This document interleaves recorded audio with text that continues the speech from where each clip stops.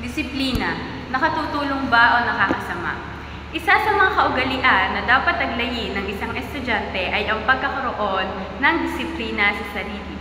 Disiplina ang isa sa mga ugaling dapat taglayin ng isang individual sa kanyang pang-araw-araw na pamumuhay. Halimbawa na lamang ay sa pag-aaral. Bilang isang mag-aaral, nararapat na lamang na taglayin ang pagiging isang disiplinadong estudyante sa pamamagitan ng pagsunod sa mga patakarang mayroon ang paaralan. Bilang isang estudyante rin naman, naniniwala ako na isa sa pinakamahalagang aspeto sa akademikong usapin ay ang pagiging isang disiplinado. Ang pagiging disiplinadong mag-aaral ay maaaring maging susi sa tagumpay ng isang mag-aaral. Ang pagkakaroon ng sapat na disiplina sa sarili ay maaaring magdulot sa mga mag-aaral na gawin ang mga gawaing pang-akademiko.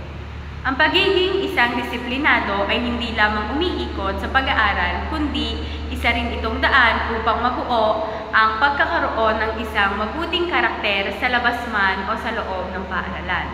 Sa pamamagitan ng disiplina, natututunan ng isang mag-aaral na maging responsable sa kanyang mga aksyon na ginagawa sa araw-araw.